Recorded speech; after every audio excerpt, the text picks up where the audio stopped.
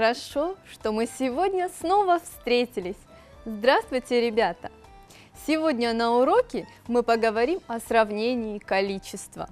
Но для начала нужно вспомнить тему нашего прошлого урока. На прошлом уроке мы говорили о взаимно обратном отношении чисел. А для начала давайте сыграем в игру. Я буду показывать вам карточку, а вы будете хлопать на один раз больше, чем показано предметов на этой карточке, а топать на один раз меньше. Готовы? Тогда начинаем. Сколько обезьянок вы видите на карточке? Правильно, 2. Значит, сколько раз нам нужно хлопнуть? 3 раза, ребята. 1, 2, 3. Сколько раз мы будем топать ножками? 1 раз. Топнули ножкой. Молодцы. Сколько теперь обезьянок вы видите на карточке? 1. Сколько раз нам нужно хлопнуть? Конечно, 2. Хлопаем. 1, 2. Сколько раз нам нужно топнуть? Конечно, мы не будем топать при виде этой карточки. Следующая карточка. Сколько обезьянок вы видите на этой карточке? Конечно, обезьянок 5. Значит, сколько раз мы будем хлопать? Верно, 6. Хлопаем. 1, 2, 3, 4, 5, 6. Замечательно. Сколько раз мы будем топать?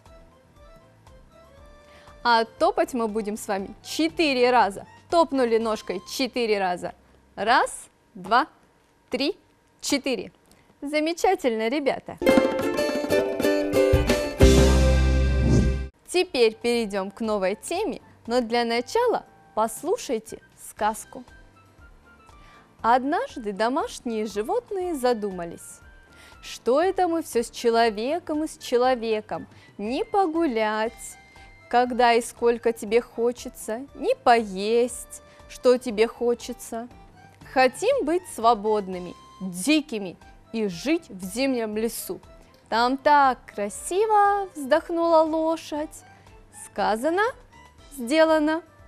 Вот отправились в лес корова, лошадь, свинья и кошка. А в это самое время в лесу встретились дикие животные. Они очень завидовали домашним животным. Им-то хорошо, не надо бегать искать себе корм, все хозяин дает. Говорили волки, счастливые, не надо прятаться, всего бояться, мерзнуть, вздыхал зайчишка. А давайте пойдем к человеку и скажем ему, что мы тоже хотим быть домашними животными, предложила хитрая лиса. Звери так расшумелись, что не заметили, как разбудили медведя. «Чего шумите? Спать не даете? Или весна наступила?» – заревел медведь. Осторожная белка ответила медведю с высокой сосны.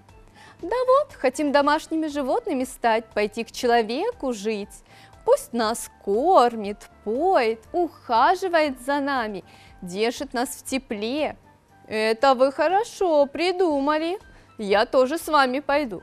Все равно, теперь не скоро засну», – ответил медведь. Пошли дикие животные к дому человека, поменялись животные местами. Так прошел день, другой, а потом они встретились, как вы думаете, где? На дороге. Идут и те, и другие к себе восвояси, грустные. Начали звери рассказывать, как им жилось. Домашние животные не могут жить в дикой природе, так как они не умеют строить себе жилье, самостоятельно добывать для себя корм, защищать от врагов и природных условий. Дикие животные не могут жить рядом с человеком, так как они боятся человека, лишены привычных условий жизни, требуют много мясной пищи. Образ жизни диких животных – спячка, ночной образ жизни – не совпадает с образом жизни человека. Каждое животное хорошо и полезно на своем месте. Пусть будет так, как устроила сама природа. А у нас, ребята, посмотрите, на занятии тоже есть животные. Каких вы животных видите? Их можно разделить на диких и домашних.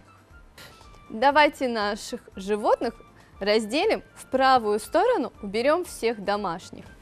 Первое – это корова и ее ребенок теленок, коза и ребенок козленок, лошадь и ребенок жеребенок,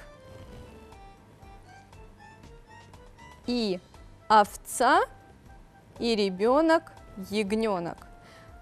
Влево положим всех диких животных. Лев, горилла, обезьяна, медведь, тигр, слон. Ребята, как вы считаете, носорога куда уберем? Вправо или влево? Конечно, носорог – это у нас дикое животное. Мы его положим влево. Ребята, давайте теперь посчитаем в каждой группе, сколько у нас животных. 1, 2, 3, 4, 5, 6, 7, 8. В группе домашних животных 8 животных. Теперь группа диких животных. 1, 2, 3, 4, 5, 6. В группе диких животных 6 животных.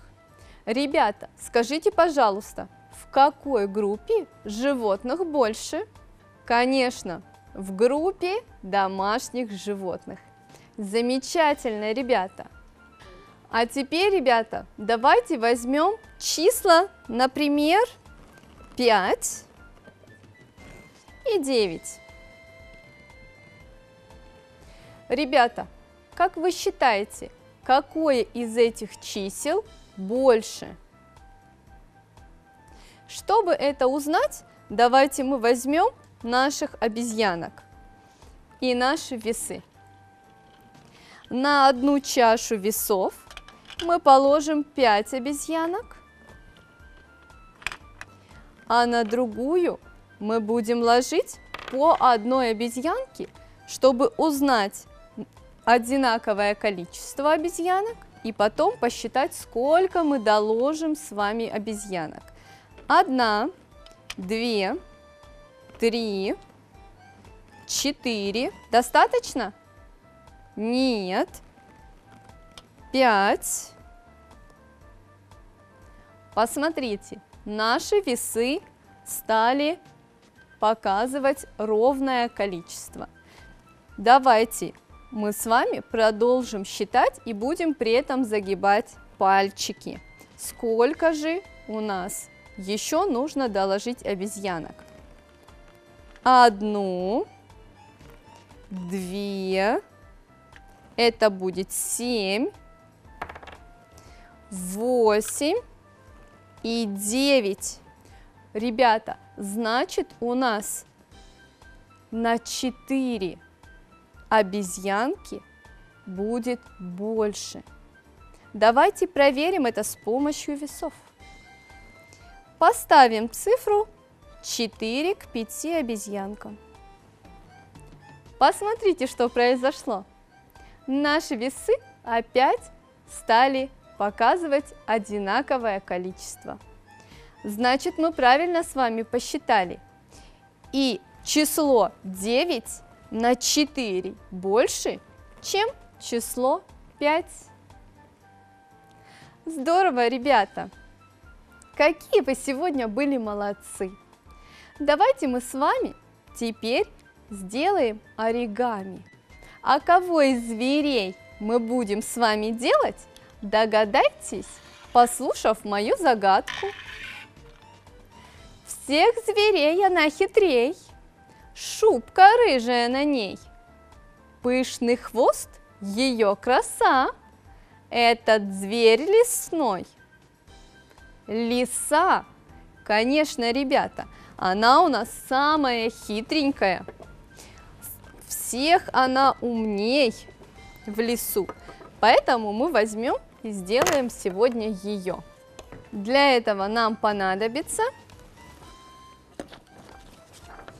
оранжевый лист бумаги, фломастер и ножницы. Ребята, для начала нам нужно сделать из прямоугольного листа квадратный. Для этого, как и в прошлый раз, мы будем правый уголок загибать вниз, чтобы получился треугольник. Сложили, сделали линию сгиба, берем ножницы и лишнюю часть отрезаем. Теперь, ребята, нам нужно взять наш лист и сложить еще раз пополам.